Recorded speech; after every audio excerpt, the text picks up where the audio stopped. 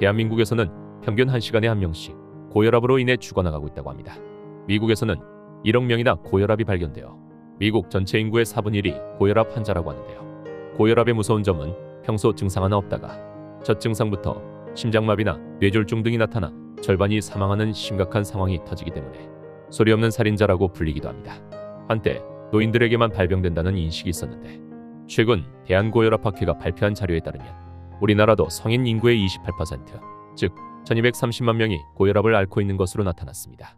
최근 5년 새에 2에서 30대의 젊은 고혈압 환자가 22%나 크게 증가했다고 하는데요. 과연 내 혈압은 안전할까요? 오늘은 침묵의 살인자라고 불릴 만큼 증상이 없고 사망 위험성이 높은 고혈압에 대해 어떻게 조심하고 관리해야 하는지 알려드릴 테니 영상 꼭 끝까지 시청하시고 주변 분들에게도 알려주세요. 안녕하세요. 가치 있는 시간 가시TV입니다. 오늘의 주제인 고혈압은 대체 왜 생기는 걸까요? 고혈압을 알기 전에 먼저 혈압에 대해 이해하셔야 합니다. 인간의 몸은 심장을 통해 혈액이 항상 돌고 있습니다. 이때 심장이 피를 뿜어낼 때의 힘을 수축기, 심장이 피를 받아들일 때 압력을 이완기라고 하며 이를 우리는 혈압이라고 부릅니다.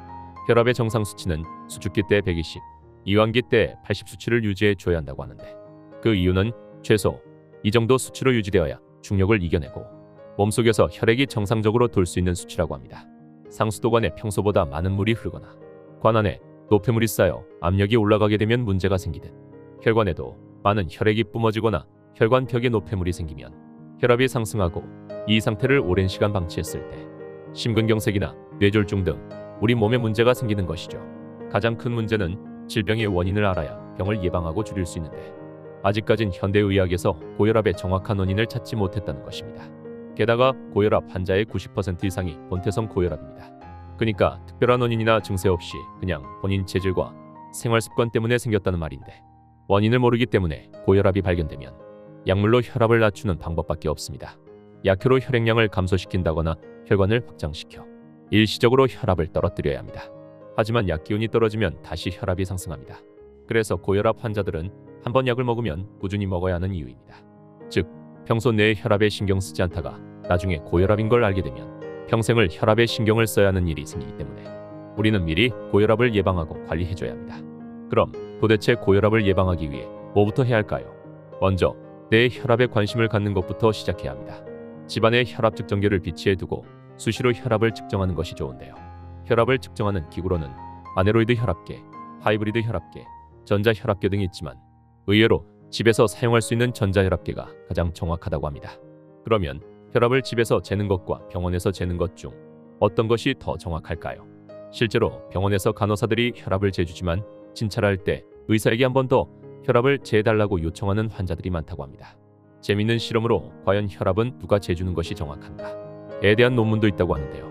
실제 의사와 여러 명의 간호사, 병원 자가혈압, 집에서 재는 가정혈압 등을 놓고 실험해본 결과 혈압 측정은 가정혈압이 가장 정확한 것으로 나왔다고 합니다. 그 이유는 베개 효과 때문인데요.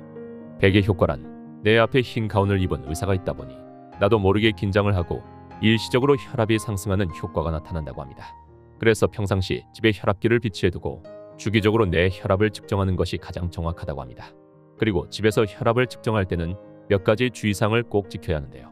첫 번째는 본인 팔 둘레가 맞는 혈압계를 써야 합니다.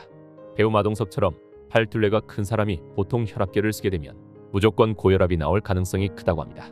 반대로 팔 둘레가 얇은 사람의 경우 오히려 저혈압으로 나올 가능성이 크기 때문에 본인의 팔 둘레에 따라서 다리형이나 아이들용 혈압계로 측정을 해야 합니다.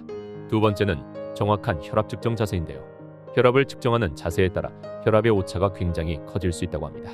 혈압을 측정할 때 기억할 점은 4점이 모두 지지가 되어 있어야 한다는 점인데 등은 반드시 등받이가 있는 의자에 지지를 해야 하고 팔 역시 받침대 위에 꼭 받쳐야 하고 심박계를 우심박 높이로 맞춰줘야 합니다. 두 다리는 절대 꼬거나 바닥에서 떨어져 있으면 안 됩니다. 그리고 혈압을 측정할 때는 말을 하거나 대소변이 마려운 경우 참지 말고 배변 후 혈압을 재야 합니다.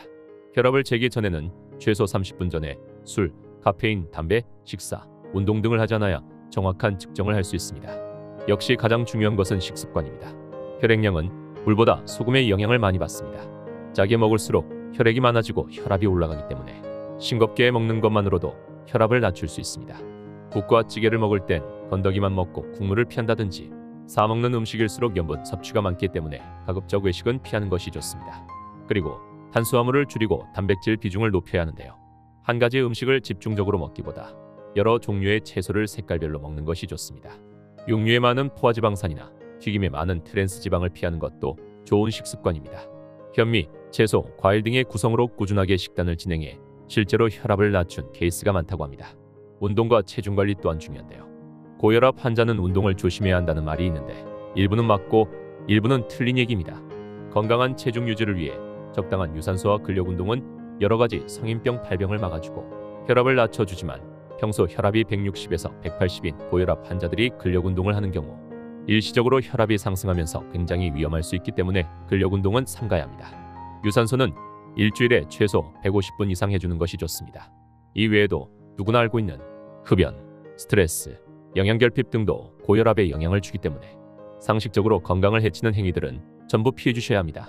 대부분의 식습관, 생활습관 등은 상식으로 알고 있는 내용들이 많지만 알면서도 쉽게 고치기 어려운 부분이기도 합니다. 오랜 시간 쌓인 습관을 고치기 어렵다면 수시로 내 혈압을 측정하고 건강을 체크하며 경각심을 가지는 것만으로도 고혈압 예방에 꽤 많은 도움이 됩니다. 나이가 들수록 전체적인 신체 기능은 저하되고 약의 부작용이 나올 가능성이 높아집니다. 무조건 약으로 혈압을 낮추는 것이 능사는 아니니 평소 내 혈압에 좀 더 관심을 가지셨으면 좋겠습니다. 오늘 준비한 정보들이 도움되셨다면 구독과 좋아요 눌러주시고 다음에도 유익한 정보를 올려드리겠습니다. 이상 가치 있는 시간 가시TV였습니다.